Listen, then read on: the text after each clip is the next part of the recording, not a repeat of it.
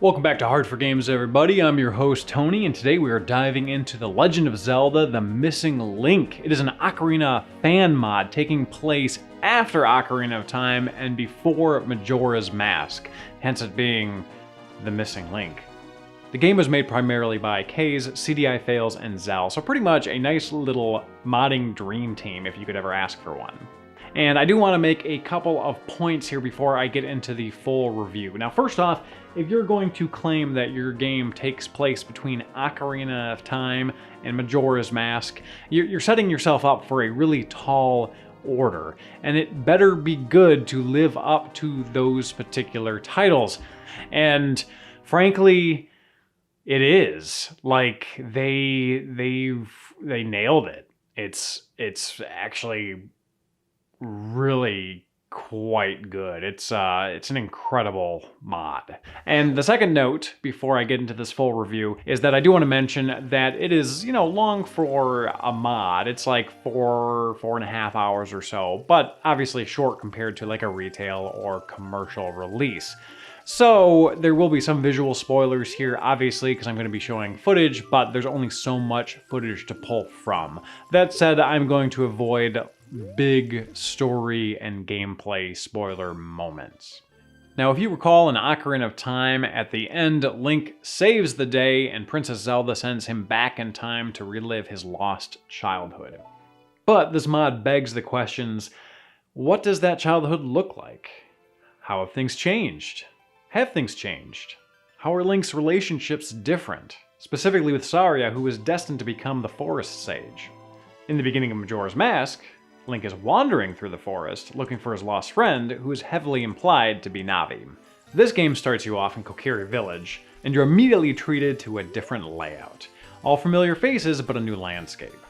My guess is that the developers wanted every location to be new and not reuse anything, but I like to pretend that the space-time continuum got a little bit bent and boggled due to Link's time-traveling adventures, and things are a little bit warped and different now, although that could just be me and probably is just me. Anyways, I digress. You start the game looking for Sauraen, who is nowhere to be seen. However, when entering her home, a voice speaks to you. Without the protection of the great Deku tree, the forest is now in danger. And worse yet, a fairy-collecting demon has been capturing all of the fairies throughout Hyrule.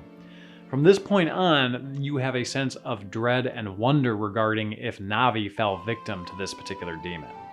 Here you're also gifted a soul-charged sword, which, surprise, has the sword beam. The developers recreated the Lost Beam, and it actually works really well here. Now, if you may remember, the Sword Beam was originally supposed to be an Ocarina of Time, but they cut it. Aside from the game's beginning, there's also quite a bit of lore spread throughout. Like, for example, what is a Stalfos? Why would someone become a Stalfos? Would someone want to become a Stalfos?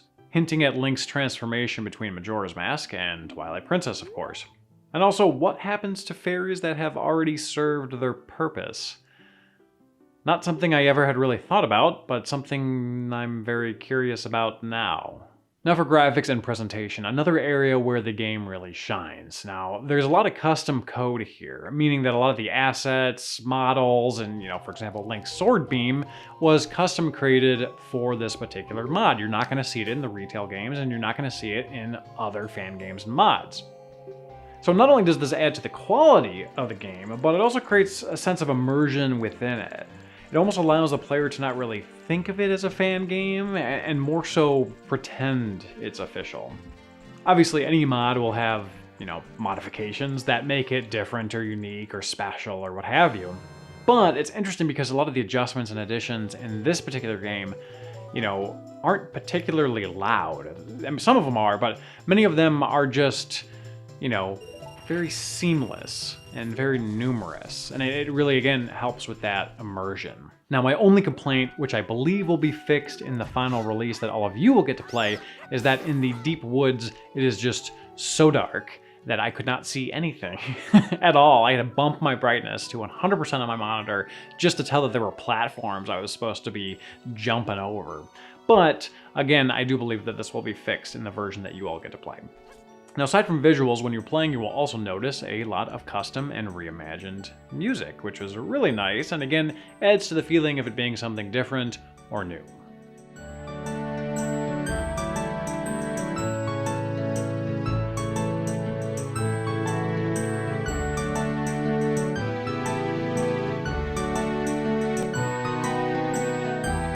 Now let's talk about the gameplay. You know, for starters, it's heavily reliant on the sword beam, which will fire off if you have full health.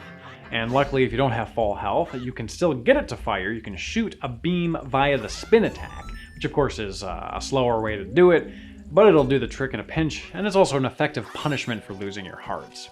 But because of this, there's sort of this pressure on the player to keep their hearts up, because you want to be able to shoot the sword beam as quickly as possible and as much as possible.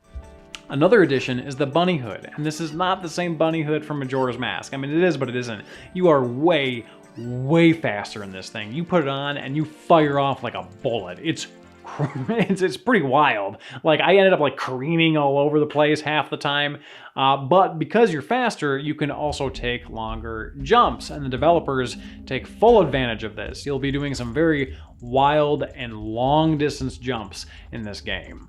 And lastly, there is a brand new item. If you don't want to hear it because it's a little bit of a spoiler, skip to this time right here in the video. Otherwise, in the last dungeon, you acquire an hourglass, and it'll take you back in time by a few seconds. It'll move you back in time, but it'll keep objects and things you've done in place. So it's actually pretty clever. Not only in the way it looks, which is like super chaotic, but the puzzles that they implement with this are pretty neat. My only complaint really with it is that because you get it in the latter part of the last dungeon, I wish you could have had it earlier in the game and utilized it even more, because it's pretty fun and very unique. Otherwise, most of the other puzzles are pretty easy to average difficulty, again with a heavy reliance on your new mechanics. I'd say the last dungeon does change this up a little bit though. You know, the first 2/3 of it are pretty easy, then the last third gets pretty devilish. There's a tricky puzzle that involves the new item, and then from there, you go into a room with all of these wall masters that just keep multiplying and like getting up on you and just killing me over and over and over and over and over again. It was brutal.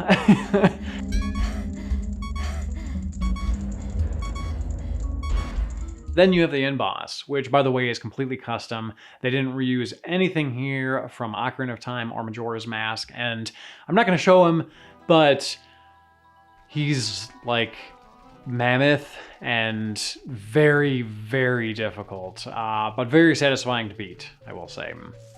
Lastly, I do want to mention that it is compatible with real hardware. Here's what it looks like, and it plays great. But for my playthrough, I did primarily want to play it on emulator because I wanted to be able to see the full details of all the new content they created within this game. However, I know console compatibility is pretty important to many of you, so here it is, RGB out, line quadrupled via an OSSC in all of its glory.